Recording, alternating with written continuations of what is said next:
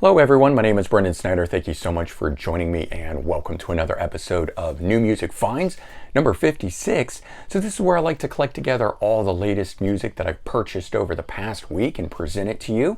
And I get it from different places like my local record stores and of course online retail like Amazon, eBay, and more. And for this past week I have 10 new music finds to go through with you, which breaks down as 5 new releases, 1 from eBay, and 4 catalog albums that I picked up off Amazon. But before we dive into that, if you're new to my channel and you haven't already hit the subscribe button, please click the button. Also leave a comment, hit like, all those things help support my channel. I would greatly appreciate it. And of course, as an added bonus, by subscribing, you'll be able to stay up to date on all that's going on in the world of music, just like this with New Music Finds, episode number 56. All right, so kicking things off as we always do, we start with brand new releases. Just came out on March 11th, and the first one up, a pretty big major one, was the brand new one from Bryan. A little surprised that he didn't put his name anywhere on the cover of this, but I've seen a lot of that lately, and I think that actually has a lot to do with streaming and the size of the album covers when you're streaming something.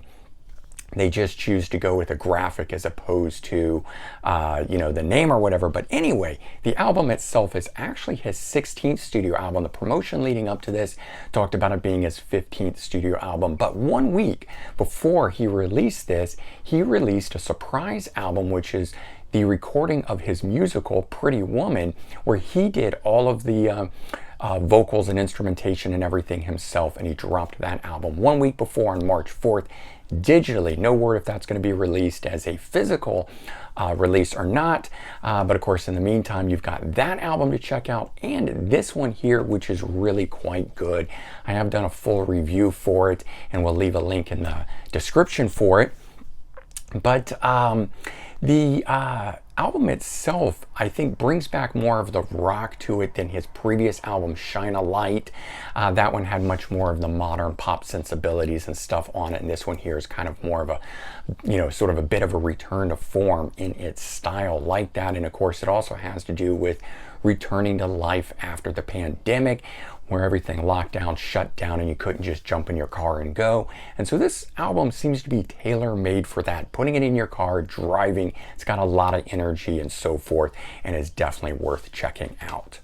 All right, another one that came out that really kind of blew my mind and has turned out to be a highlight so far of 2022 is the brand new Ghost album, Impera.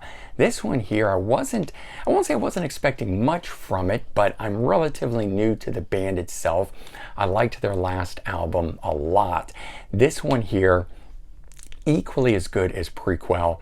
This one, from the opening instrumental that's on this thing, it kicks right in. So as opposed to a sort of a long atmospheric beginning to it and so forth, it actually kicks right into this thing. And there's a number of standout tracks on the album itself, including some real 80s throwback pieces and stuff like that. But it was just one of those things that this album, with each successive listen of the album itself, it has gotten better and better and better. And out of all the new releases that I got this past week on March 11th, the Ghost album is the one that I've been returning to more than any of the others. Okay, another one that's really good. Just had a great week here. March 11th was a good week for new releases. Jizzy Pearl's Love Hate Hell California. And so this one here is the 8th album under the name Love Hate. First one under the moniker of Jizzy Pearl's Love Hate. And while he is the only original member in this lineup here, he is joined by Darren Householder on guitar, who played on the 3rd Love Hate album in 1993 called Let's Rumble. And so this one here, really good. It does continue on in the vein and the style, that sort of off-kilter rock rhythmic approach that Love Hate was known for, something that made them stand apart, separate from a lot of the contemporaries or their peers at the time, coming up in the late 80s and early 90s and so forth. This album here really surprised me. I think they're doing justice to the legacy with it. It's not just a cash grab with the name and so forth. Jizzy Pearl worked hard. He wrote all the songs on here to bring something forward that is in the vein of Love Hate and worthy of being considered part of that legacy. All right, the next one here is an archival release, even though it's new. Dream Theater, and it's the Majesty demos going back to 85 and 86, so when the band was called Majesty, demos that they recorded. And the vocalist on this is Chris Collins. So James LaBrie wasn't the original vocalist, but it's even earlier than that. So pretty cool that we get to hear some of that. The stuff on here is fairly good in quality for having been recorded in 85. If you were worried about the sound quality and so forth, there's no tape hiss or anything like that in it. They definitely cleaned it all up. But for me at least, while there's a bunch of, let's see, 9 instrumentals right at the beginning of this thing. There's a couple cool covers. There's also some fooling around in the middle of it. It's got 23 tracks, but it's from tracks 18 to 23 on this thing. It's really good, and that's where you've got the full band, and you've got the vocalist Chris Collins joining in. And I would have been fine if they had just released those, but you do get the rest of the stuff on here. There's the backside showing you all 23 of the tracks, but it's part of the Lost Not Forgotten archive series. All right, the next one up here is something that may run under the radar for most of you guys, and that's okay, because it comes from the lead vocalist for a Florida band, Stranger, that did have this one album out on Sony Records in 82, and then for the remainder of the time they were an independent recording artist, sort of what I consider a local band, self-releasing albums and things of that nature.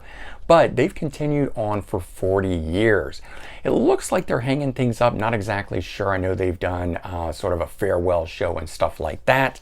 And as part of that, they went into the studio and recorded 8 tracks, calling it Last Call. And this here comes out under the name Greg Billings Band, who's the lead vocalist for Stranger.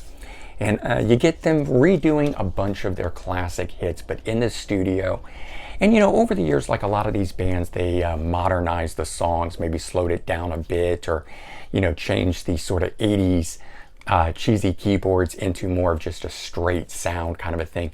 And so that's what you get on this, and it's really quite interesting what they've done with it. And if you're a fan or know who the band Stranger is, I totally recommend it for you to check out. All right, next one up comes from eBay, and just adding this one to my collection, finishing it off. It is the last album I needed to finish my Fix collection, the album called Phantoms. It was their, I believe, 3rd studio album, 1984, follow-up to Reach the Beach. Just one that I've had a really hard time finding. And so with recently picking up their debut album, finding that locally at a record store, Record Runner, really cool place, and getting that because I could only find it on record, I decided to search this one out, found it on eBay in CD format. It's original MCA release, so really glad to get it. And I had listened to this album digitally, and for whatever reason it never really clicked with me, which is why I never really thought to search it out, kind of a thing. And I have to say, after getting this now on CD, maybe I'm just in the right mood for it, but it really clicked with me and it was really good. Glad that I have it. None of the songs on here are ones that I particularly knew as standout songs, as hits. I'm sure they did have some off of it. The Fix had far many more hits than their one-hit wonder persona that they've got with One Thing Leads to Another, but a great album, cool album cover too. All right, then I've got 4 albums that I got off of Amazon, some of these being catalog albums, which just means old albums that have been out for a very long time, ones that are still in print, not necessarily reissues and stuff of that nature. And so first one up, Saga, Silent Night. This one here, very cool. 3rd studio album from them, going back, the year on this, 1980. And the band has been around for a long time, and I was exposed to them as someone had referenced them. I'm a big fan of Asia. Somebody referenced to me that I might like Saga, and that's how I got into them. They're a bit different than that, but in the end, that's how I got into them. And so they're a band that's just been around for a really long time, never really had any major hits or anything of that nature, at least not here in the States. But they've been around, they're still going, and that's the amazing thing. Even their brand new material that they're putting out is still very high quality, much like this release. And so this was one of the albums, one of the few albums I didn't have by them. I'm glad to finally get it in. I'm slowly working to close in and complete my Saga collection.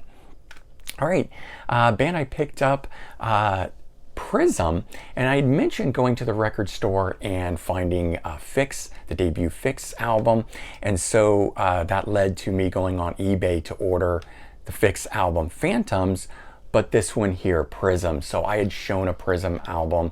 A lot of people commented on, a lot of people referenced that Bryan Adams and Jim Vallance, his co-writing partner, had written a number of songs or worked with Prism. And so that intrigued me.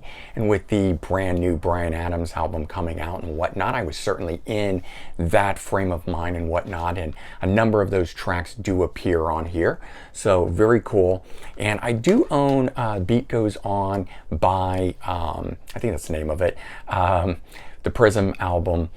So I own one of theirs. I don't own the rest of them, so very hard to come by on their albums. So I picked up this greatest hits here to check out even more by the band. I'm enjoying what I'm hearing here, a little different than what I thought it might be, because I knew this sort of more 80s sounding version of the band itself, but I see that they've got a much broader style, which is pretty cool. And so another Canadian band here, Red Rider, of course, featuring Tom Cochrane, who would go on to have a major hit in the early 90s with Life is a Highway. But before that, he did 4 albums with Red Rider. You can see As Far as Siam in the background there, which has Lunatic Fringe. Of course, that's one of the tracks on this album called Over 60 Minutes with It's a Greatest Hits. I do own 2 of the Red Rider albums, but the other 2 are fairly hard to come by, so I picked this up to get a little bit of an overview on it. As it turns out, this album here actually has 7 or 8 cuts from Neruda, if I'm saying that right. And so they're just all right in a row. They don't really mix it up, and it's kind of a bummer because I already know that from the album, and I really rather have the songs interspersed around. So I'm going to be on the hunt for a different Red Rider collection to try to get a broader feel of what this band is. But at least right now, this was the only one that I could find. All right, and the last new music find that I found was one that I had no idea existed, and let's see, it's been out since 2018, so it's been out for 4 years now, and it is called Bucket's Rebel Heart, 20 Good Summers, and it features Dave Bucket Caldwell. This is his band, and if that name sounds at all familiar to you, it is because he's played with Bad Company. You can see Company of Strangers there. He was more of a session or touring guitarist before that, but became an official member on that album and the follow-up album after that, and he's played with them on and off for a number of years. He also played with Humble Pie, a reunited version of that band, and he's been around doing a lot of different things. He was part of the Jones Gang with Kenny Jones of The Who and Faces and so forth, and so he's had a very storied career and whatnot, and I was really glad to find this album, something that he's out there doing, and it is great. If you like the stuff that he did with Bad Company in the 80s, you'll really like this album. Definitely worth checking out. All right, and so there you go. That is 10 new music finds as part of episode number 56. And as related videos to this, we'll leave links in the description to the reviews for the Bryan Adams So Happy It Hurts, the Jizzy Pearl's Love, Hate, Hell, California, and a review for Ghost Impera. All of those will be in there. And certainly if you've enjoyed this video, consider sharing it out on social media. Help spread the word that way. I would greatly appreciate it. All right, everyone, take care, have a great day, and I'll talk to you all real soon. Bye-bye.